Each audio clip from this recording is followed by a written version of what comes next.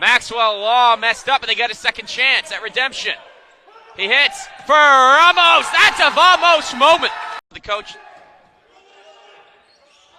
And there is Ramos yet again. What's up, everyone? It's Victory Oganaya here from the Keniat Chronicles. Today, I am here with Logan Ramos from John Jay's Men's Volleyball. Logan, how are you doing today? I'm doing pretty good. How are you? I'm doing well. Thank you for asking. So, first question, please list for me your name, your school, the position you play, your jersey number, and how long you've been playing volleyball. My name is Logan Ramos. I play for John Jay Men's Volleyball. My number is 12. I'm currently playing libero, and I've been playing volleyball for I'd say maybe 12 or 13 years. Awesome. So, specifically about John Jay, since you play for their men's volleyball team, how did you first learn about John Jay, and why did you ultimately decide to attend here and play there? Well, first I heard it through my older sister who actually went here for her last 2 years. She went from BCC to John Jay, and then I that's when I first learned how much criminal justice came into play. And I knew that psychology was something I wanted to do, so I kind of started looking then. And then I had a college fair at my high school, and that's when I learned about Apple Core, which is what I went through for the first 2 years of program and then the stipend that they gave. So it made undergrad so much smoother, especially coming in during COVID. And then for like the recruitment side, on the volleyball side, why did you decide to play there? Like on the academic side. So it was obviously it was between a school in Chicago and here, and I decided that I felt like staying home was probably best, money wise, and just for me, like I'm not a big change person, so I don't like really leaving my house. So I felt like it was just everything here, and then I reached out to Leszek, who was the first coach here, and it was just I felt at home, like everything just felt so easy and so smooth, and like this is where I belonged. That's great. All right, so third question. You were sidelined for most of the 2025 season due to an injury. If you're comfortable, what was your experience like recovering from that injury and making your way back to the team? Also, if you don't mind sharing, like what specifically that injury was. You don't have to if you don't want to, but It's fine. So I got hurt last year actually on February 15th at Bard. awesome to see you to the day. Yeah. I landed wrong and my leg just completely buckled, and it's a whole list of things, so it's gonna be long.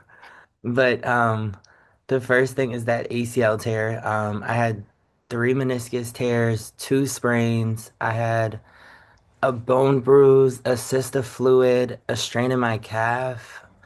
Something broke off. They said we still don't know what that was till this day.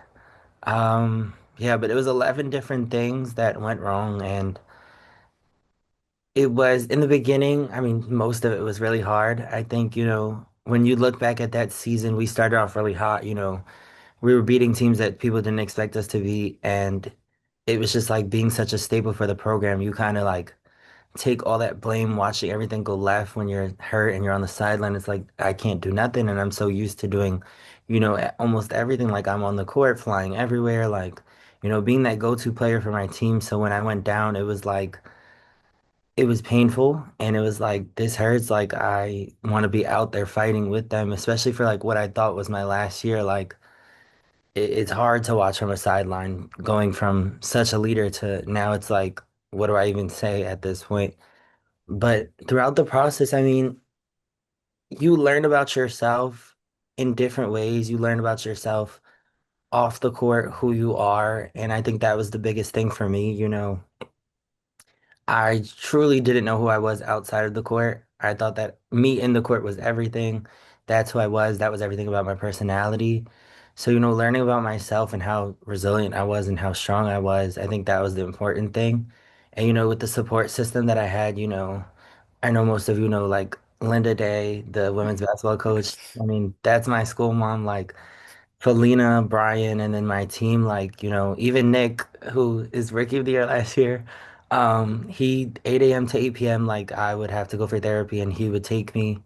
He would carry my bags as I crutched down the hill to go on the train. Oh, But sweet. yeah, it's all about the support system, and it was really just about me learning who I was outside of the court and what what were the true things that meant to me besides just playing volleyball. Oh, what a story. And we're glad to see that you're back on the team and very, very much healthy and still recovering. Yeah. So that's actually a great way to segue into my next question because you are a graduate student and thankfully, you're back on the team for your, I'm assuming last year. Yeah. Um, so you've been at John Jay for a bit of time. What do you love about the school and, of course, also your team? hmm I think for the school itself, I mean, it goes back to that support system. Like, you know, I have leaned on so many of them, like Linda and Brian and my team so long. And then the family that I've made, from our first group, who we call like the pandemic puppies.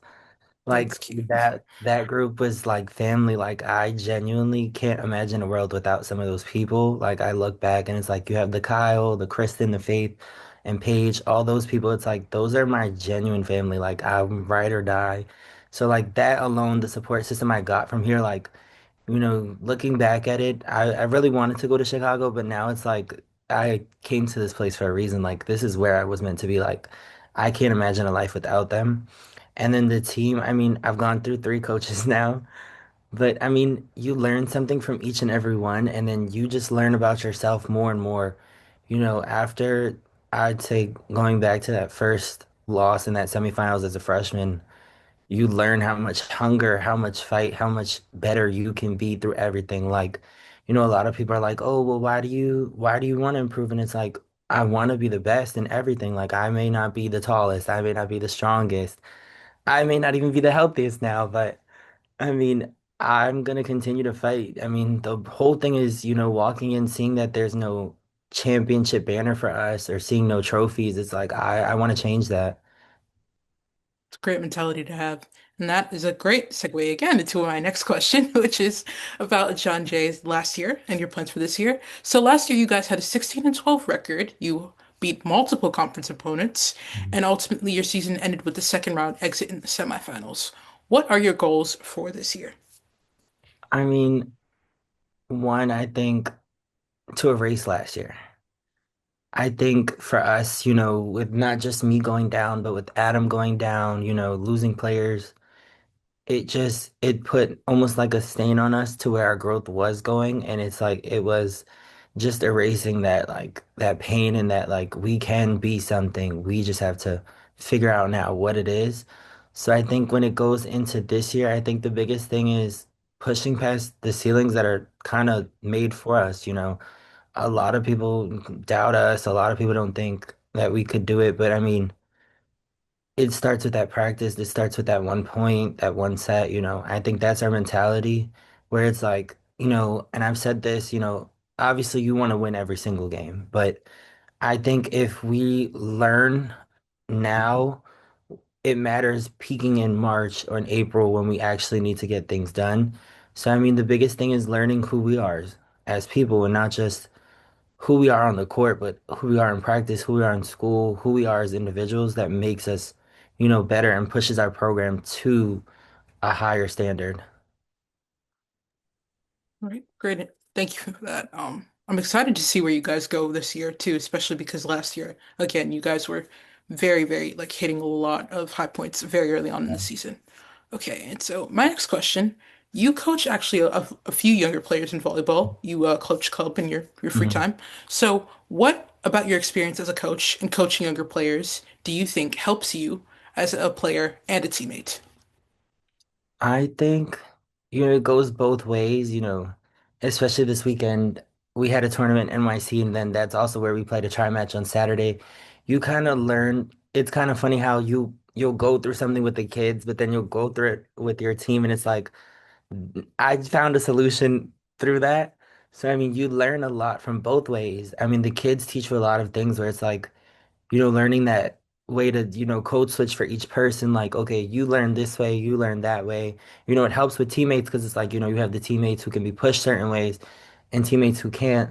So I think that's the best thing of it. And, through that coming from injury, I think, going back to coaching, it created that spark again. Like, this is what I do it for.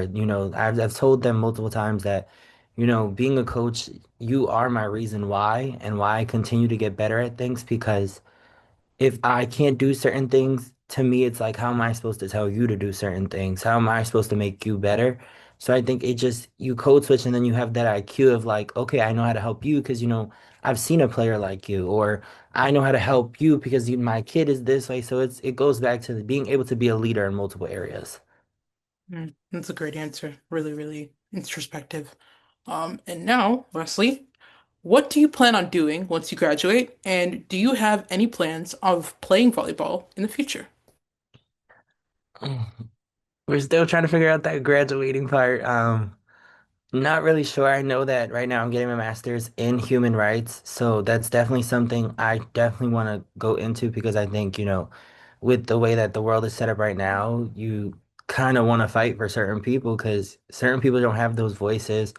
They don't have the ability to get education, or they're just set in a standard where they can't do better for themselves. And, some people are afraid to really speak out and help them. I think that's the biggest thing, being the change in the world that I want to see from that side where you're helping them in any type of way, whether it's like HR or trying to fix certain laws and organizations just to make sure everyone's getting help. And then volleyball, I mean, I don't think I'll ever stop. But it'll probably, I mean, who knows? Probably I'll still be playing grass volleyball at those tournaments, but I mean, I don't know, we'll see. Of course, we'll hope to see you at like places like the Potsdam Rumble, you know? Yep. Right. And then lastly, do you have any final words for the audience, maybe to your teammates, family, friends, anything that you want to say before we wrap up? I mean, for my teammates and just for the school, I mean, it's always a big thank you. Like, you know, as much as you want to be the leader and you always want to be the tough one, you always don't want to ever show the emotions. I mean, the biggest thing is saying thank you to all those people that got me back here. I mean, can't forget to mention Ashley Ziola Rizzoli. She kind of put the final stamp on me coming back, where she said, "Imagine the story you would have, shocking everyone to think that you were done, and look at you coming back." But I mean, it's a big thank you, and just, I mean, we're going up from here, and whether that ends with the storybook ending that I want. Right now, this program is in such a much better place than when I first arrived. And I mean, with Coach Jonathan now, it's just like we can only go up from here. That's awesome. Of course, always wanting to leave a program better than when you left it. Logan, thank you so much again for doing this interview with me. Thank you Thank you for to having everybody me. at home watching. We will see you next time.